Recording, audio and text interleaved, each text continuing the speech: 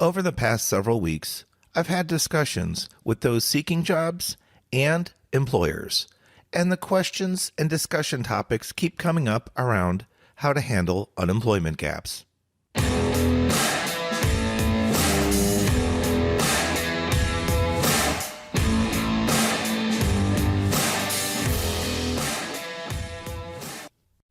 You're listening to the Career Growth Made Easy podcast. I'm your host, Craig Ansell, and I'm welcoming you back to episode 42, How to Handle Unemployment Gaps. Honesty and integrity are cardinal values, and you always want to exercise those rights, not only when you're describing your job history, but also when you're putting it down on your resume. And regardless if we're in a pandemic state or not, the fact that you have a gap in your unemployment, you need to know this. It does not define you. What defines you is the effort, the energy, and the ingenuity that you possess when you get knocked down and you need to get back up and keep going. You still possess all the core values and skills that you had before that unemployment gap. So don't let an unemployment gap saturate and permeate your life with negativity. The fact that it happened, yeah, it's a true thing, but don't dwell on it. Work on finding that next position, whether it's a couple part-time jobs as fillers or getting back on that horse and looking for long-term employment. You need to be prepared when it comes to talking about your job gap, as well as listing it on your resume. Specifically, when we're talking about interviews, I think it's always healthy to rehearse and prepare, especially in front of a mirror, so that you can build up your confidence and your facial expressions and improve your body language and your pitch when communicating with someone else. You need to understand something critical. Employers know that we're in a state of COVID, we're in a state of pandemic. And even if your job loss happened before COVID and you have some gaps prior to COVID, it's okay. In this episode, we're going to talk about what to do with that when it comes down to the interview and how to handle it on your resume. So unless you've been living like an ostrich and having your head buried in the sand, you know what's going on. But guess what? Don't let that dishearten you. Recruiters and hiring managers alike understand. They know that gaps don't define you either. The fact that you have an unemployment gap is okay. Here's the critical part. It's what you do during that gap time that counts. And that's what we're going to talk about today and give you some ideas. Some of this feedback that I'm going to share comes from dozens of experiences helping students successfully navigate difficult waters, talking with hiring managers and recruiters, as well as some feedback from job transition coaches. Many times there's lots of people out there applying for the same role. And it almost always comes down to the same question. Well, a couple of questions, I guess. With him, what's in it for me when they look at your resume and consider interviewing you? And how are you differentiating yourself from others so that one, you'll get the interview, and two, you'll stand out during the interview and stand out for the right reasons? If you have a job gap like we're talking about, it's important that you fill that time with something constructive. Now, it could potentially be taking some online courses, potentially getting some type of certification or license. And you might stop right there and say, hey, Craig, whoa, I'm out of work right now. I don't have any extra money. Thankfully, with today's online world, there's a lot of free and even low-cost courses out there, some even being offered by universities. You don't always have to take a topic that's in your wheelhouse or in your knowledge range. You might want to stretch yourself and grow and take some other type of training. Maybe you want to start learning a second language if it would help you out in the job world. Maybe there's an area that you feel you have a weakness in. In prior episodes, I've talked about skill sets, and there's a hard skill set and a soft skill set. Hard skills are what you typically learn through book smarts and education, and it gives you the knowledge to deal with processes, procedures, that sort of thing. But soft skills are more people-related. If you feel that you're, let's say, an introvert, which is someone that keeps things inside, potentially would be called shy if others were to describe you, maybe you want to work on some communication courses. There's something out there called Toastmasters, which is typically free gathering that you could look up on the internet and see if you have something near you. And it helps you with toasting. It helps you with talking in large groups and communicating. And there's a process that they walk you through to help you grow in those areas. You'll eventually give speeches to small and even large groups. Now, if you want to start out small, maybe go to your library and rent some books. Or get online and listen to some podcasts about specific topics that you're looking at. I have several dozen to choose from, or you might want to look somewhere else if you have some specific areas of interest that you want to grow. But the bottom line is, in talking about this, there's plenty of free and low-cost resources out there. The internet's a great search tool. Libraries still exist, and they still have free content. And also sometimes your local churches and local communities might have events, even with the social distancing. They still could have events for job loss and job recovery. So, talking about what to do with an unemployment gap. It's not the fact that it happened, but it's what you do during that gap time. If you've had a gap years ago, and it's, of course, before COVID, you can't go back and undo that.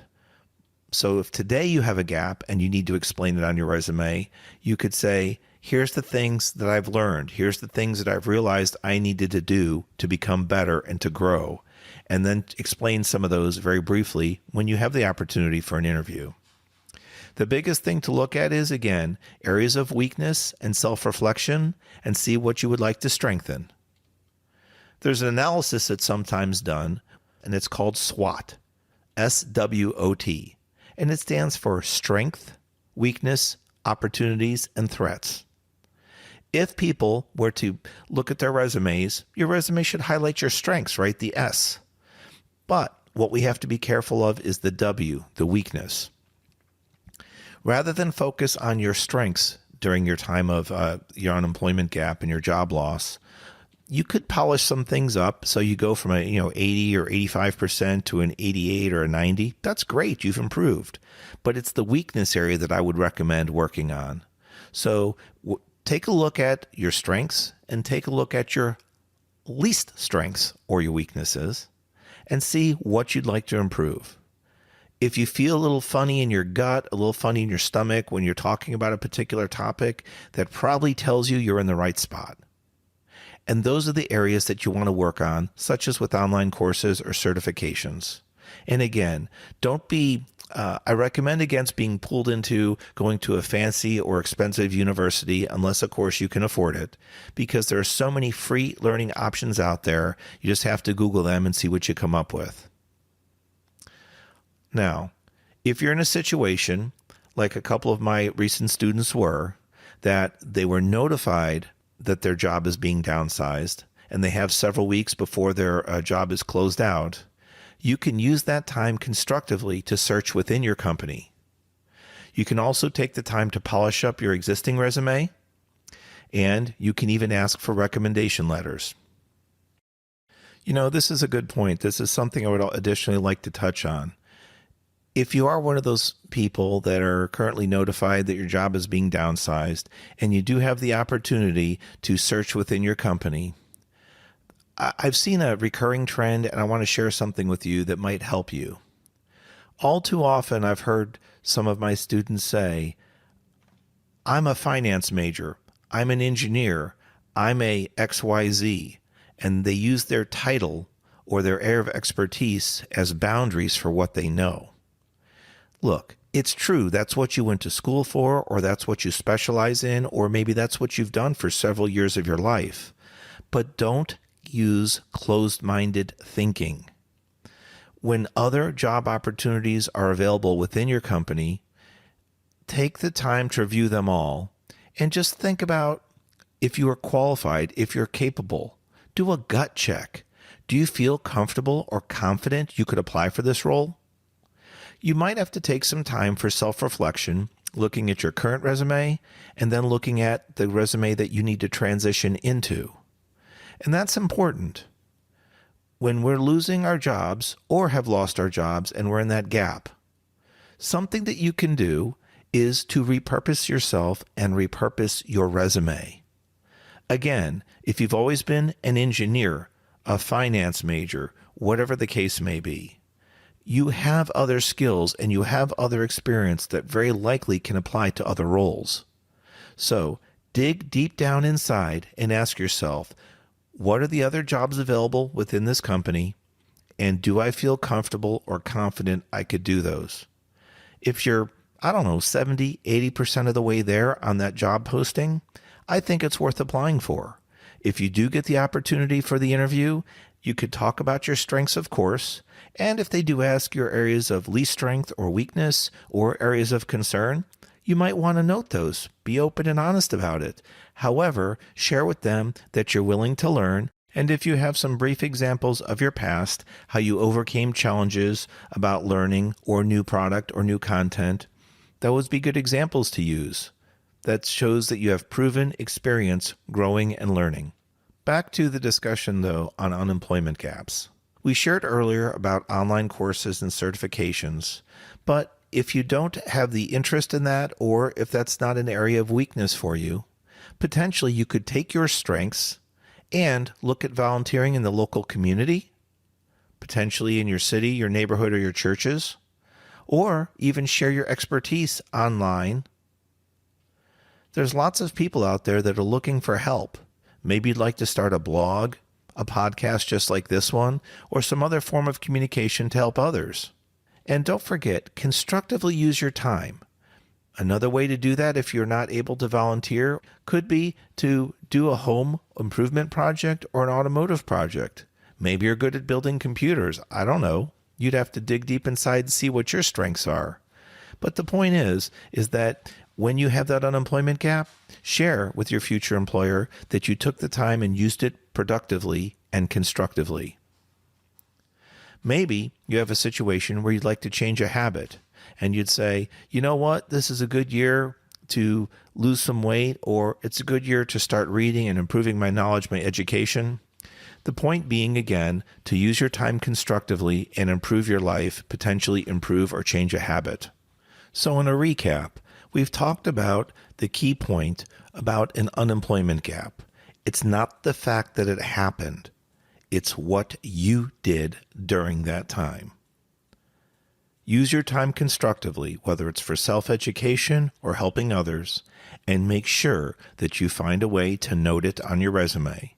If it's for your skills area, you can list that and point to that if the topic of the unemployment gap comes up, or if it's related to education, list it there.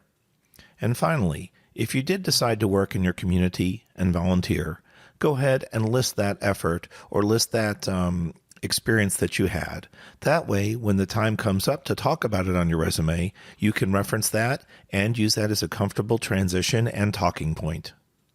Regardless of what you choose to do, I wish you the best with your ongoing job efforts, avoiding and or minimizing unemployment gaps, and keeping a positive, healthy, strong mindset, especially as we go into 2021. You can reach out to us at Craig Ansell on social media and directly to me, craig@craigansell.com, with email. This has been Craig Ansell, your host for the Career Growth Made Easy podcast, wishing you health and peace for the new year.